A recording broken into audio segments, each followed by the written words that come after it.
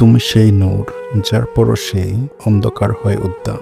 তোমার নামেই তো জেগে ওঠে মরুভূমির জলপ্রাণ।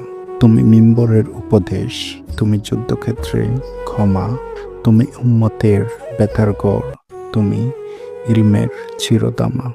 হ্যাঁ, রহমতের নদী, তোমার কণ্ঠে আসমানি সুর, তোমার চরণে জান্নাতের দুর্বা। তুমি তো মাটির মানুষ হয়েও সৃষ্টির সেরা মুক্তা। তোমার জন্মেই কালো পাথর হয়েছে আলোর আধার। তোমার প্রেমেই তো জাহেলিয়াত খুঁজে পায় মাগফিরাতের দ্বার। আসসালামু আলাইকুম। তুমি প্রার্থনা করছো, আশা করছো, অপেক্ষা করছো, কিন্তু মনের গভীরে তুমি ভাবছো, এটা কি কখনো আসবে? সত্যি কথা হলো, আল্লাহর পরিকল্পনা ইতিমধ্যেই চলমান। এমনকি যখন তুমি তা দেখতে পাচ্ছ না, তোমার জন্য যা নির্ধারিত তা কখনো তোমাকে মিস করবে না। প্রথমে আল্লাহ তোমাকে আশীর্বাদের জন্য প্রস্তুত করেন। আলহামদুলিল্লাহ। আসসালামু আলাইকুম। আজ আপনাদের শোনাবো ইসলামিক ছোট্ট একটি গল্প। একবার এক যুবক রাসূলুল্লাহ সাল্লাল্লাহু আলাইহি ওয়াসাল্লামের কাছে এসে কাঁদতে কাঁদতে বলল, ইয়া রাসূলাল্লাহ, আমি এমন এক ভয়ানক গুনাহ করেছি যা আল্লাহ কখনো ক্ষমা করবেন না। নবীজি সাল্লাল্লাহু আলাইহি ওয়াসাল্লাম জিজ্ঞাসা করলেন, কি এমন গুনাহ করেছ? যুবক বলল, আমি ব্যভিচার করেছি। নবীজি সাল্লাল্লাহু আলাইহি ওয়াসাল্লাম মাথা নিচু করলেন।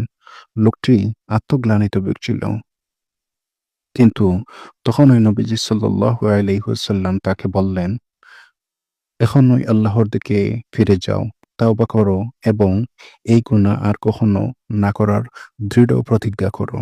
যুবক বলল, কিন্তু আমার গুনাহ তো, আল্লাহ কি সত্যি আমাকে ক্ষমা করবেন কি? নবীজি সাল্লাল্লাহু আলাইহি ওয়াসাল্লাম বললেন, শোনো, একবার এক লোক মরুভূমিতে একটি ক্ষুধার্ত কুকুরকে পানি পান করিয়েছিল। সে দেখল কুকুরটি প্রাণ বাঁচানোর জন্য মাটির গর্ত থেকে পানি ছাড়ছে, কিন্তু পানি শেষ হয়ে গেছে। লোকটি তার জুতো দিয়ে বারবার পানি তুলে কুকুরটিকে পান করালো। আল্লাহ তার এই কাজের জন্য তাকে ক্ষমা করে দিলেন। যে আল্লাহ একটি কুকুরের প্রতি দয়া দেখানো ব্যক্তিকে ক্ষমা করেন, তিনি কি তার বান্দাকে ক্ষমা করবেন না যখন সে আন্তরিকভাবে তাওবা করে? যুবকটি কেঁদে ফেলল এবং সত্যিকারের অনুতপ্ত হয়ে তাওবা করল। মহান আল্লাহ তাআলা কুরআনে ইরশাদ করেন, বলো, হে আমার বান্দাগণ, যারা নিজেদের উপর জুলুম করেছে, তোমরা আল্লাহর রহমত থেকে নিরাশ হয়ো না। নিশ্চয় আল্লাহ সব গুনাহ ক্ষমা করেন। নিঃসন্দেহে তিনি ক্ষমাশীল, পরম দয়ালু। সূরা আজ-জুমার আয়াত ৩৯-৫৩। আসসালামু আলাইকুম। এক ব্যক্তি প্রতিদিন মসজিদে যাওয়ার পথে একটি কাঁটার ডাল সরিয়ে দিত। নবীজি সাল্লাল্লাহু আলাইহি ওয়াসাল্লাম তাকে বললেন, আজ তুমি জান্নাতের একটি গাছ লাগালে। ক্ষুদ্র নেকিও মহান পুরস্কারের কারণ হয়। বুখারীর হাদিসের আলোকে গল্পটি। আসসালামু আলাইকুম। অসম্ভবের জন্য আল্লাহর কাছে প্রার্থনা করুন। তোমার প্রয়োজনের জন্য আল্লাহর কাছে প্রার্থনা করুন। একমাত্র আল্লাহর কাছে প্রার্থনা করুন।